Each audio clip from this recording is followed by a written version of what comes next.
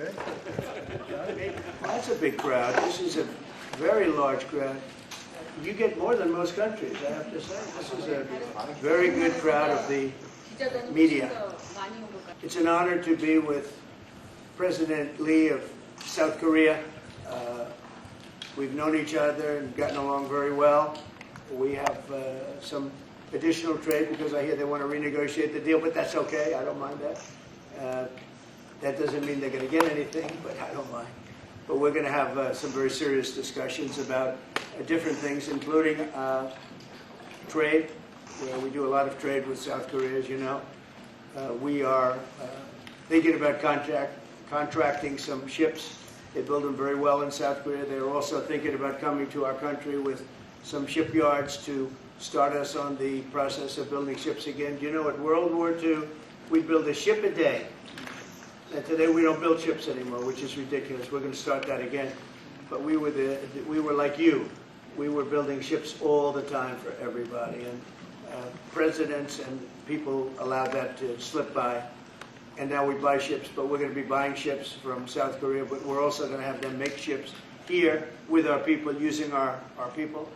And we're going to go back into the shipbuilding business again, because really, essentially, we don't build ships anymore, which is ridiculous how that ever happened. But we were the best at it, and you can take a look at World War II in particular, where we were doing virtually a ship a day. And it's hard to believe these were tankers and different kinds of ships, but we were very active. And you see a lot of those shipyards sitting there idle, but they're not so idle anymore. And you're going to come in also, and you're going to be doing a lot of ships in this country, so I look forward to that. But we have a lot of other trade things. They're a big purchaser of our military equipment. We make the best military equipment in the world, and you saw that recently with take a look at what we did with the B-2 bomber, which you have one right there. They gave that to me. I guess the company gave that to me. The B-2 bomber was so successful in what took place in the little excursion that we made, 36 hours, and it wiped out the, nobody's ever seen anything like it. 36 hours back and forth. Not a thing went wrong, not a screw was missing, not a bolt was missing, not a plane had not even a little bit of a problem. And we actually had 52 tankers with many planes, but you know, you looked at the B-2, the way they handled that. Every single bomb hit its target. So they understand that we make the best military equipment in the world, and South Korea is a big buyer of military equipment, and we're going to talk about that also. And we have many things to talk about, and I look forward to it, and it's a great honor to be with you, and congratulations on your election. That was a big one. And we're with you 100%. Thank you. 네, 대통령님 감사드립니다. 이렇게 시간을 내주셔서 우리 대한민국 국민을 대표해서 감사 말씀을 드리면서 우리 대통령께서 이 오벌 오피스를 새로 꾸미고 있다는데 정말로 밝고 황금색으로 빛나는 게 정말 보기 좋습니다. 품격이 아주 있어 보이고 미국의 새로운 번영을 상징하는 것 같습니다. 미국을 다시 위대하게 만드는 것이 우리 대통령님의 꿈인데 미국이 다시 위대하게 변하고 있는 것 같고 그게 다우존스 지수에서도 그게 나타나는 것 같습니다. 제가 보니까 사상 최고치를 경신하고 있던데 오늘은 잠깐 조정되고 있지만 아주 훌륭하게 미국이 다시 위대해지고 있는 것 같습니다. 말씀하신 조선 분야뿐만이 아니라 제조업 분야에서 르네상스가 이루어지고 있고 그 과정에서 대한민국도 함께 하게 되길 기대합니다. 그리고 또 한 가지 제가 꼭 말씀드려야 될 것이 대통령님의 평화를 지키는 기간에 미국의 역할을 넘어서서 새롭게 평화를 만들어가는 피스메이커로서의 역할이 정말로 눈에 띄는 것 같습니다. 유럽, 아시아, 아프리카, 중동 여러 곳에서의 전쟁들이 이제는 트럼프 대통령님의 역할로 휴전하고 평화가 찾아오고 있습니다. 세계 지도자 중에 전 세계의 이런 평화 문제에 대통령님처럼 이렇게 관심 가지고 실제로 성과를 낸 경우는 처음으로 보입니다. 그리고 가급적이면 전 세계에서 유일하게 분단 국가로 남아있는 한반도의 그 평화를 좀 만들어 주셔서 김정은과도 만나시고 북한에 트럼프 월드도 하나 지어서 거기서 저도 골프도 칠 수 있게 해주시고 그래서 전 세계가 인정하는 정말 세계사적인 평화의 메이커로서의 역할을 꼭 해주시길 기대합니다. 아마 기다리고 있을 것 같습니다. 기다리고 있을 것 같습니다. I believe he will be waiting for you. 그리고 마지막으로 든든한 한미 동맹을 기반으로 대한민국이 성장 발전해 왔고 앞으로도 이 한미 동맹을 군사 분야뿐만이 아니라 경제 분야 또 다른 과학 기술 분야까지 다 확장해서 미래형으로 발전시켰으면 좋겠습니다. 대한민국 국민들은 트럼프 대통령에 대해서 정말로 큰 기대를 가지고 있다는 말씀을 드리면서 다시 한번 이런 시간 내주셔서 감사드립니다. Well, thank you very much. It's an honor to be with you. I will say that Kim Jong-un and I had a very good relationship, as you remember, and still do.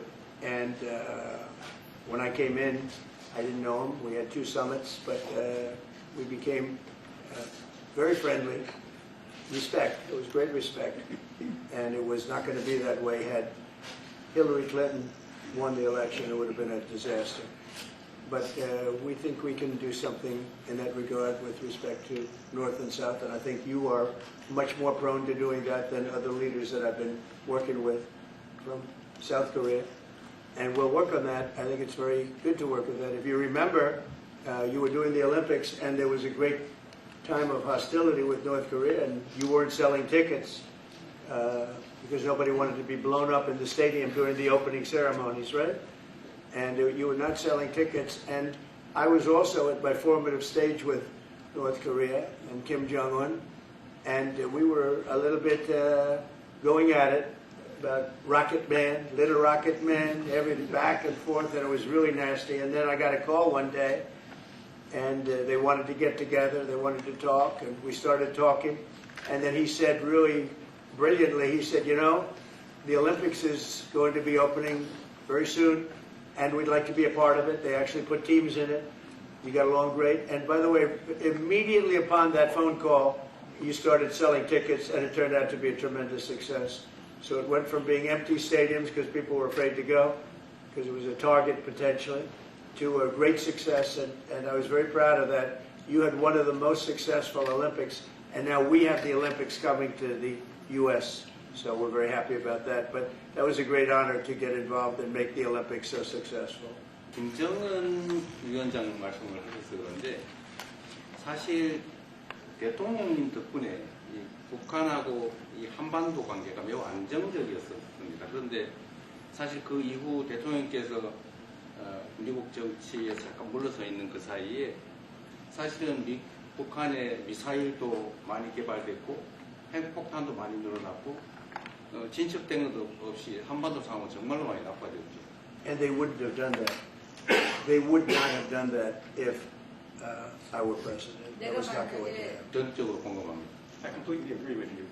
그래서 지금 얼마 전에 김여정이 미국과 저를 비난하는 발언을 할 때도 대통령과 김정은 위원장의 특별한 관계에 대해서는 의심하지 않는다 이런 표현을 했습니다. 기다리고 있다는 뜻으로 보여졌습니다. 한반도의 평화의 새 길을 꼭 열어주시기 바랍니다. I will do that, and we'll have talks. He'd like to meet with me. He didn't want to meet with Biden because he had no respect for Biden. But we look forward to meeting with him, and we'll make relations better. You'll help that. You had a lot of leaders. I've gone through a lot of leaders in South Korea. You know, it's been quick. You'll be there for a long time. But we, in the various leaders that I've dealt with, they were not approaching it properly, in my opinion, having to do with North Korea. But I think your approach is a much better one. 저의 관여로 남북 관계가 잘 개선되기 쉽지 않은 상태인데 실제로 이 문제를 풀 수 있는 유일한 인물이 트럼프 대통령이십니다. 대통령께서 피스 메이커를 하시면 저는 페이스 메이커로 열심히 지원하겠습니다. That's good. We can do big progress, I think, with North Korea. Absolutely. Well, I don't want to say that now because we've been friends and we're friends. And look, we have a lot of people over there. We have over 40,000 troops in South Korea. As you know, South Korea agreed to pay for that during my last term. And then when Biden came in, they complained to Biden that I wasn't a nice person. And he agreed not to pay. He gave up billions of dollars. We were getting paid billions of dollars. But then Biden ended that for whatever reason. It's unbelievable that he did. But we have a very good relationship militarily. they would say, but we gave you land. I said, no, you didn't. You lease us land. There's a big difference between giving and leasing. And maybe one of the things I'd like to do is ask them to give us ownership of the land where we have the big fort. You know, we spent a lot of money building a fort, and there was a contribution made by South Korea, but I would like to see if we could get rid of the lease and get ownership of the land where we have a massive military base. Well, I think it's great now. I feel very warmly toward South Korea. I will tell you that I have a lot of people in business that I deal with that are from South Korea. They love Trump because they feel I've saved. I think you would have had a nuclear war if I weren't. I think you would have had a nuclear war, North Korea and South Korea. I think it would have been a disaster. You're only 60 miles away from Seoul. They don't even need nuclear. They have their cannons, you know, howitzers. They have them buried in the mountain. You know what I'm talking about. And I think you would have had, if I didn't win that election, if Hillary Clinton, crooked Hillary, won that election, I think you would have had a nuclear war. It would have taken place, and it would have been horrendous for everybody, including them. It would have been very bad for them because we would have had to enter the picture, and we are the most powerful nuclear country in the world by far. Russia's second, China's third. China's going to catch eventually, 5 or 6 years. They're working to catch.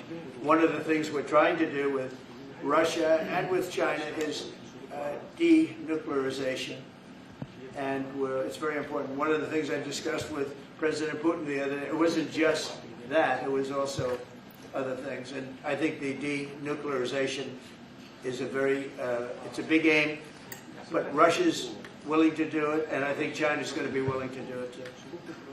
We can't let nuclear weapons proliferate. We have to stop nuclear weapons. The power is too great. Well, we're going to get along great because we really sort of need each other. We love what they do. We love their product. We love their ships. We love a lot of the things that they make. And they love what we have. We're dealing with them on Alaska having to do with the oil. You need oil and we have it. So we have a big advantage in that way. We have more oil and gas and coal and energy than any other country in the world by far. No, for whatever reason, God was very good to us. He gave us the greatest. We didn't use it. We started to use wind. Wind doesn't work. They started to use solar panels that took over the land all over the Midwest, where the farmers said, what happened to my land? They'd have a 10-mile by 10-mile solar field that they couldn't farm. The most valuable farming land in the world, probably the most vibrant in the world. And they put solar plants all over the place. It's ridiculous. Big, massive black fields of solar. That all comes out of China. All plastic. All comes out of China. But we have the greatest amount of energy in the world, and we're dealing with South Korea, as you know, in Alaska, and we're going to be making a deal, a joint venture with South Korea. Japan is involved also, very strongly involved. So we have Japan and South Korea, and we're actually the closest. You know, it seems like quite far away, Alaska, but actually it's right up the little ocean, right up the little Pacific Ocean. It's actually pretty close, relatively speaking. But we have more oil and gas and coal than any other nation in the world by far, and we're going to use it. And that's the thing that South Korea, I think, most wants from us, I would think. I loved it. Remember when I walked across the line and everyone went crazy? Especially Secret Service, I would say they were going. And I looked into those windows, you know, the windows of glass that you could only see if you looked direct, because there was all sorts of stuff. But I looked in and I saw more rifles pointing at me than you could. There were a lot of rifles in that building. The Secret Service was not happy. You know the buildings I'm talking about? The two blue buildings on each side. And I walked up the middle and I looked in the window and I saw more guns in that room than I've ever seen in my life. I looked at the other side and it was the same thing. And yet I felt safe. I felt safe because I have a great relationship with Kim Jong-un. I hope it stays that way. I think it will. I have a very good relationship. I understand him. I spent a lot of free time with him talking about things that we probably aren't supposed to talk about. And, you know, I get along with him really well. I think he has a country of great potential, tremendous potential. I'm meeting a lot of people. I mean, it's hard to say that, but I'd like to meet him this year. President Xi would like me to come to China. It's a very important relationship. As you know, we're taking a lot of money in from China because of the tariffs and the different things. And It's a very important relationship. We're going to get along good with China. I hear so many stories about we're not going to allow their students. We're going to allow their students to come in. We're going to allow it. It's very important. 600,000 students. It's very important. But we're going to get along with China. But it's a different relationship that we have now with China. It's a much better relationship economically than it was before. With Biden, boy, what he allowed that, I mean, they just took him to the cleaners. You know the expression? They took him to the cleaners. I'm sure they have an equal expression in South Korea, but they took that guy out for a ride like nobody's ever been ridden before. Terrible. But we have a very strong relationship, Howard, I would say, economically with China now, getting much better. They have to give us magnets. If they don't give us magnets, then we have to charge them 200% tariff or something, you know. But we're not going to have a problem, I don't think, with that. I think that's perhaps behind us. You know, China intelligently went and they sort of took a monopoly of the world's magnets. And nobody needed magnets until they convinced everybody 20 years ago, let's all do magnets. There were many other ways that the world could have gone. But so it'll take us probably a year to have them. We're heavy into the world of magnets now, only from a national security standpoint. But we have a powerful thing. It's airplane parts. They have many Boeing jets. You know, they had 200 jets that didn't fly. And I've sent them all, based on his word, I sent them all of the parts so their planes can fly. I could have held them back. I didn't do that because of the relationship I have. And their planes are now flying. You know, we had 200 of their planes were unable to fly because we were not giving them Boeing parts purposely, because they weren't giving us magnets. Therefore, we weren't giving them. But we have a much more powerful thing, that's tariffs. If we want to put 100%, 200% tariffs on, we wouldn't do any business with China. And, you know, it would be okay, too, if we had to. But the magnet situation, we have tremendous power over them, and they have some power over us with magnets. We're going to have a lot of magnets in a pretty short period of time. In fact, we'll have so many we won't know what to do with them. But you know the story. It's a very interesting history with magnets. And it really is because presidents, not being business people, they allowed that to happen. And they shouldn't have. But we have much more, I mean, look, in terms of playing the cards, we have much bigger and better cards than they do. But with that being said, I think we have a great relationship. I spoke to President Xi fairly recently, and at some point, probably during this year or shortly thereafter, we'll go to China. And I think we're going to see a magnificent sight. It's a great country. Oh, it's sort of meant jokingly, but if you want, you can. If you want to go, I'm going to get special permission. I'm sure you can go. But we're going to have a great relationship with China. I mean, it's happening. You see it. It's happening. They have some cards. We have incredible cards, but I don't want to play those cards.